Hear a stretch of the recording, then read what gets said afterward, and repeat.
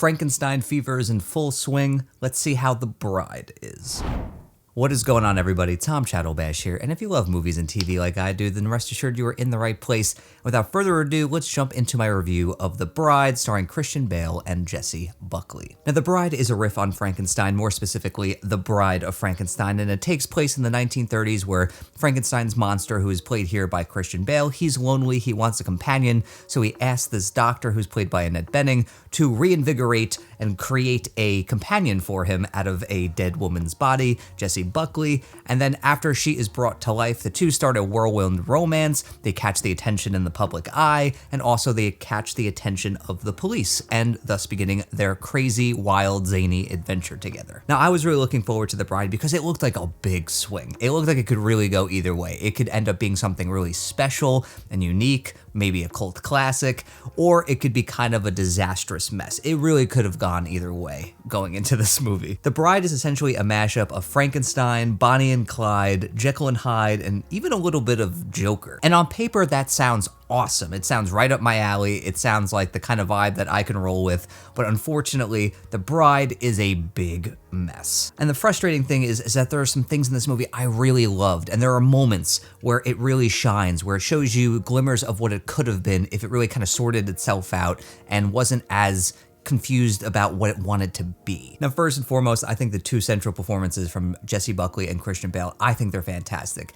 Not everyone is going to vibe with their performances, and I'll understand why, but I loved how fearless and compelling and deeply magnetic their performances are. At times, it does feel like they're on different pages about what movie they're in, but I kind of love that because I feel like the yin and yang nature of their performances and of their characters really works well for the movie, and I felt like they had really solid chemistry with one another. I thought they really brought out the best in one another, and they both just were going for broke, swinging for the fences in terms of their performances, especially Jessie Buckley, who definitely walks away with this movie and is delivering quite a powerhouse performance, and a really tricky performance too, because it really toes the line between over the top and like delightfully deranged. I don't know, it's very hard to describe, but I really loved her performance here, and she continues to be a really versatile actress. I wish I could say the same for the supporting performances in this movie, but they're pretty underwhelming. I mean, you have great supporting players here. You have Jake Gyllenhaal, you have Peter Sarsgaard, you have Penelope Cruz, and I just kind of feel like they're all wasted here in thankless roles where they really have nothing to do.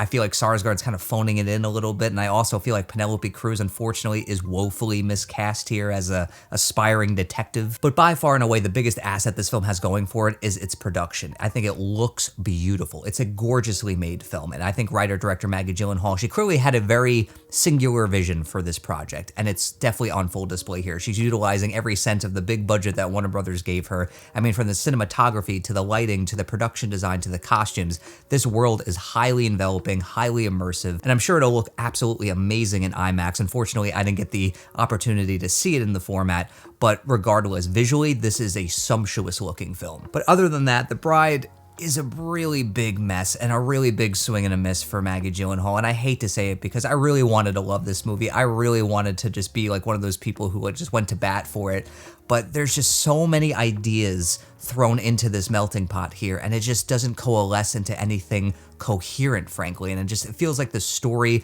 is just very paper thin. It doesn't know where it wants to go. It doesn't know what it wants to be. It doesn't know what tone it wants to strike, and as a result, I was never able to be emotionally engaged in the story. I just kind of felt very taken out of the experience most of the time because there were a lot of bizarre choices and changes in tone that came out of nowhere where it was just more off-putting than it was wonderfully surprising. This movie is essentially a hat on a hat in movie form. There's a lot of interesting, unique, wonderful ideas just stacked on top of one another, and as a result, it's too much. It's overflowing out of the pot, and unfortunately, it just makes for a movie-going experience that is far more frustrating than it is enjoyable. I mean, ultimately, I think the script is the film's biggest downfall because it's trying to do too much. It's just a big hodgepodge of ideas, and I just feel like it needed to be honed. I think it needed to be refined a little bit. It could have used a couple more drafts, I think, because I think Gyllenhaal's artistic vision, her lens is so unique and singular, and she definitely has the sauce behind the camera. I mean, there are glimmers of an incredible film that's an amazing riff on Frankenstein, Bonnie and Clyde, and Jekyll and Hyde,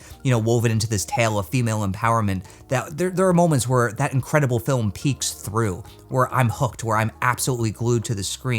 But it makes you feel more of what could have been than what actually is. And that in and of itself is a bummer. I'm glad that I slept on this one because if I reviewed this movie when I got back from the movie last night, running on barely any sleep and having quite a headache, I think it would have been a far nastier review. So I'm glad I did that, but I will say I was very disappointed with The Bride. I think it could have been a lot better than it actually is, but still, I'm really interested to see what Gyllenhaal does next as a writer-director because I think she absolutely has talent.